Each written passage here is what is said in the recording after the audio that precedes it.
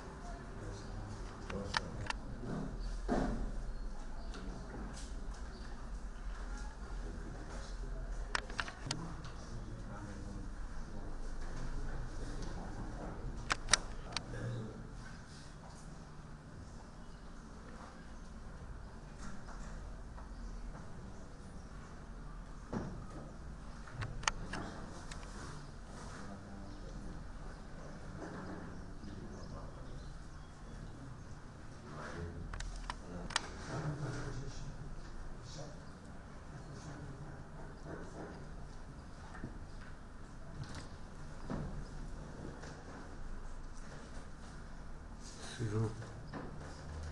Suivant. Le suivant.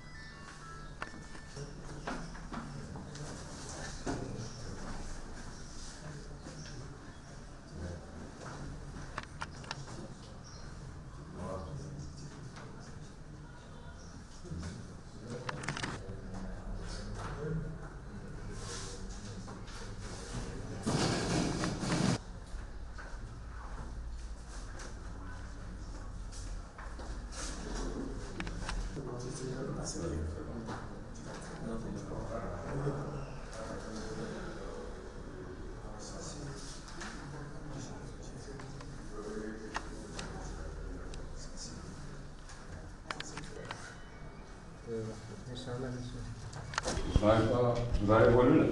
Merci. Nous voici cette Comprends les phrase. journalistes, non? Invitation.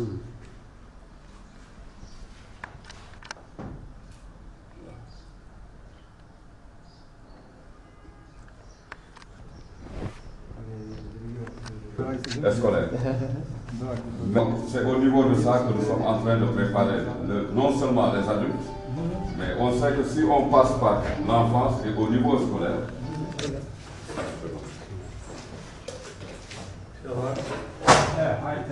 c'est pas directement. Comme vous voulez. C'est que vous êtes bilingue. Oui.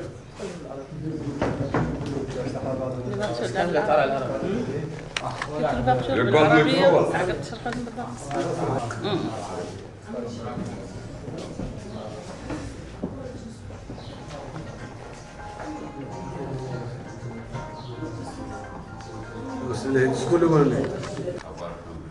Si vous le suivez, lui, بسم الله الرحمن الرحيم والصلاة والسلام على رسول الله.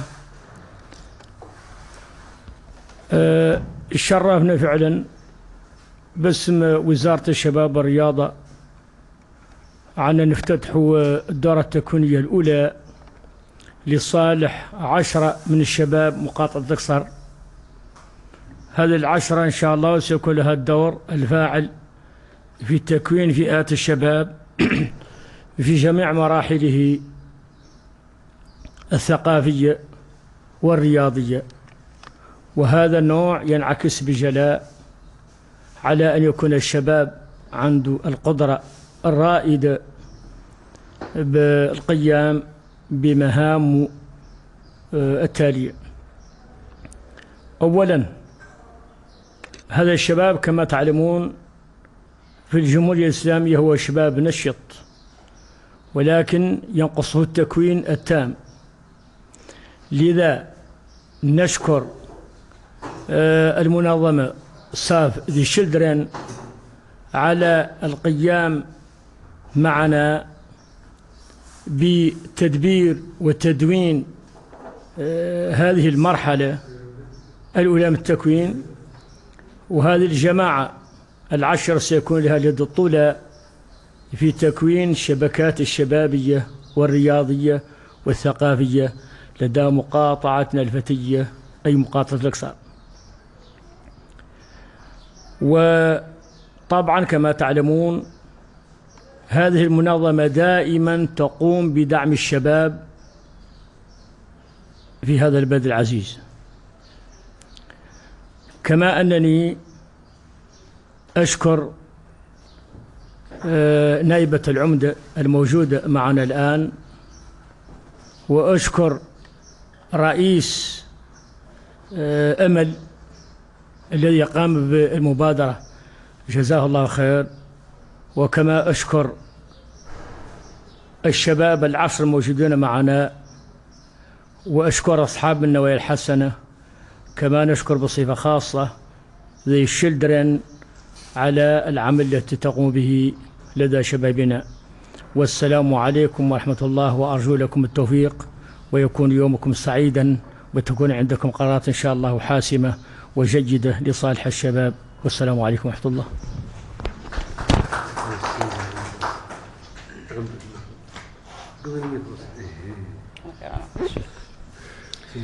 بسم الله الرحمن الرحيم، وصلى الله على أشرف المرسلين. أشكر القائمين على هذه المبادرة، وأشكر الشباب، وأشكر شلترن، وأرحب ترحيب كبير بصاحب الشباب. وافتتحوا على بركة الله الورش القائمة على قدرة الشباب على l'atelier de renforcement de capacité au profit de l'équipe de pilotage des projets sur la méthodologie et les techniques d'animation socio-culturelle et sportive. رحبوا بكم. أهمية الدور اللي قايم به جمعيات الشبابية، المجال الثقافي، المجال الرياضي.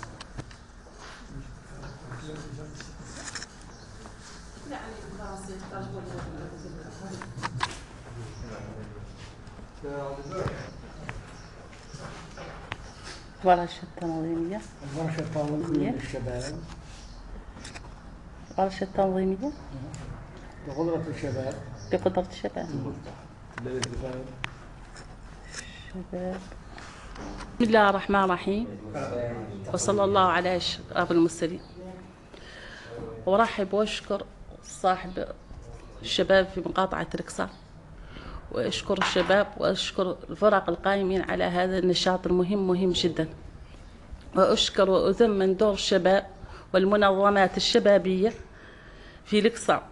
هذا الدور قطعا دور مهم جدا، وقطعا مهم عند الأقصر به اللي هو واللي يصلح شبابه، لن يصلح الشباب يصلح المجتمع. وافتتح على بركة الله الورشة اللي تقوم بدور قدرات الفريق الأقصر الفنية والإنعاش التربوي والثقافي والرياضي. والسلام عليكم.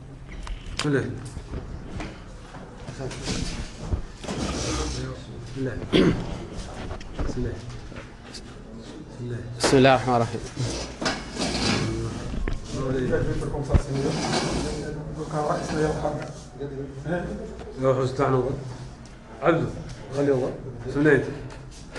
بسم الله الرحمن الرحيم. باسم رئيس ذي الجمعية، أولا نزمن الشكر للمنظمة سيف شيلدرن اللي طاحت لنا هذه الفرصة اللي بدأنا نعدلوا هذا البروجي، ونهنا السلطات الإدارية اللي سهلت لنا ما شاء الله توسي لوكو، يعني المباني هي كنقدروا نعدلوا فيهم الورشة التكوينية. بداية المشروع مهم على قضية الطفل، وراجين عند مولانا نجاحه وشاكر مولي جميع المشتركين اللي معنا في هذا الدورة اللي أنا بدأوها إن شاء الله. هاي لا حدنا البداية اللي أرادها الله. السلام عليكم.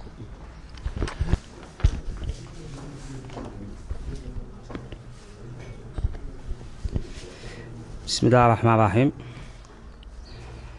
أولا راينا مرحبين بمساعدة العمدة والمفتش المقاطعة على حضورهم لافتتاح هاي الورشة اللي تشرف عليها منظمة أمل بالتعاون مع سيف شدرن، وهذه أول مرة يخلق فيها هذا النوع من الورشات التكوين فاعلين لاهي بدورهم هم زادهم واللي يكونوا ويعطروا الأطفال على مستوى المدارس.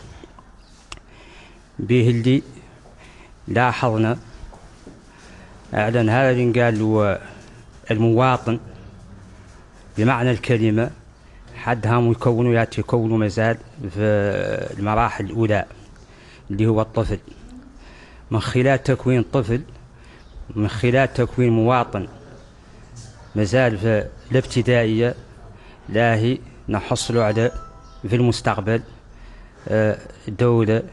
دولة مواطن ومواطنة. وبالتالي اخترنا نكونوا هذا المشتركين إياك بدورهم زادهم والدي هذا التأطير لا يعد لهم لأنهم يقدروا يحولوه ويكونوا زادهم أجيال المستقبل. وبالتالي راينا شاكرين سيف شدرن على هذه المبادرة وطالبين منها المزيد في المستقبل به اللي من خلال التكوين وهو اللي نقدر نحلوا ياس من قضايا المجتمع وخصوصا مشاكل الطفل. وشكرا.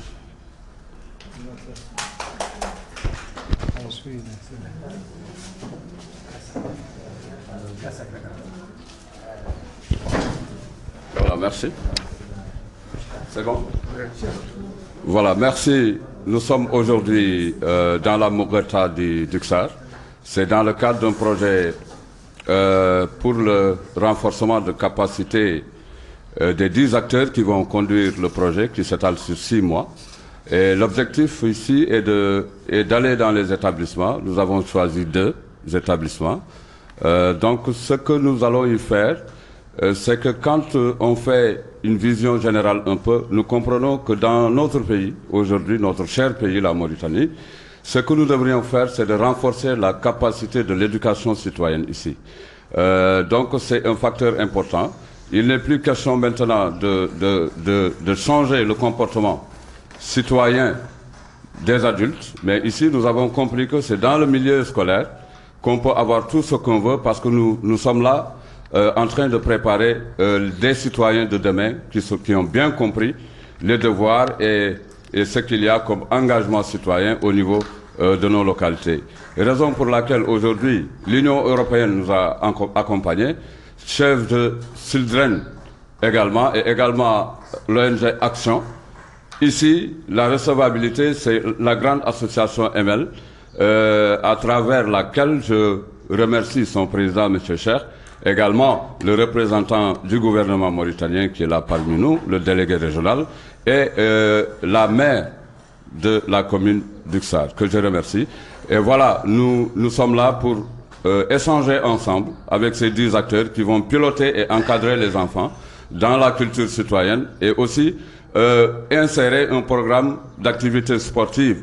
Nous savons que les enfants dans le milieu de sport, on peut alterner ces 2 volets pour qu'ils puissent être également sains, le sport, le corps sain dans un environnement sain également. C'est ça les objectifs un peu qui nous poussent à venir former, échanger avec ces 10 acteurs et les reproduire au niveau de ces 2 établissements pendant une période déterminée. Dans le programme, nous avons un tournoi de football interscolaire et également une randonnée où nous allons visiter les musées et les places, le patrimoine historique de notre pays, à préparer les enfants à comprendre que c'est des citoyens du pays. Ils doivent être actifs dans la participation, le volontariat, Et ensuite, je pense que ça va être reproduit dans d'autres établissements, dans d'autres Mourata, et même partout en Mauritanie. Ce serait en grande partie un grand bénéfice pour l'État et pour les citoyens mauritaniens.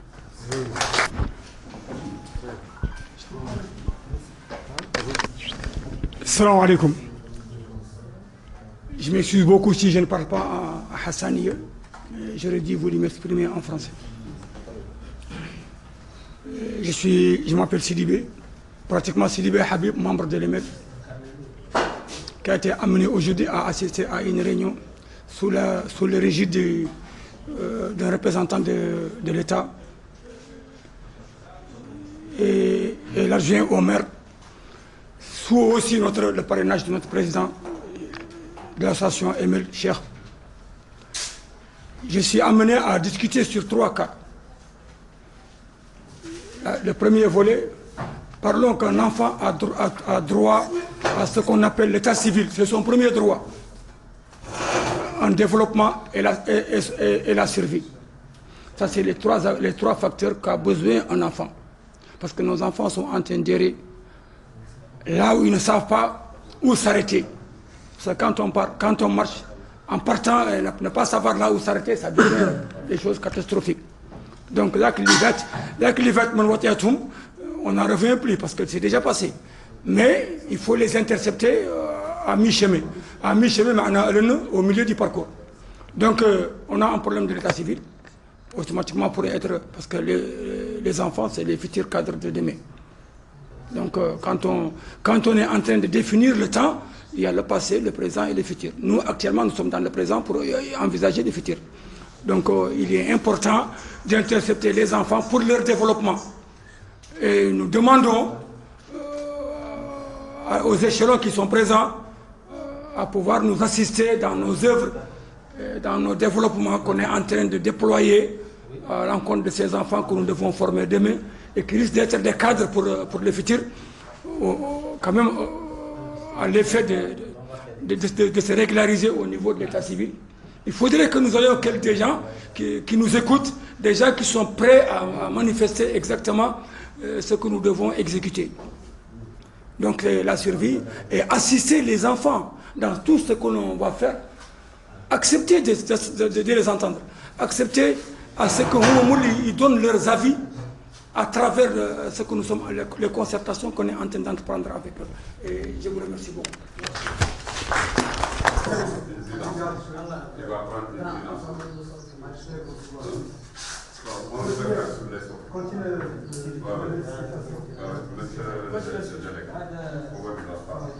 C'est la gestation. Il faut la gestation. Attends, nous sommes journalistes en même temps. On comprend. Vas-y. Oui.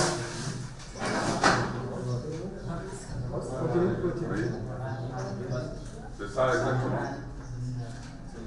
Donc je disais au délégué de renforcer sa promotion dans le milieu de la jeunesse et dans sa population, parce qu'il n'est plus question pour ces grands cadres de l'État et du gouvernement qu'ils puissent recevoir des questions à savoir qui il est.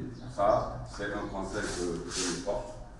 Et ici, après avoir déclaré ouvert comme un représentant de l'État, c'est ça exactement, et également...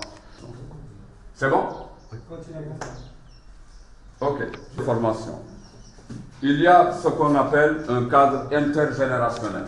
Et quand les adultes avancent dans le système éducatif à l'encontre de leurs enfants, on doit leur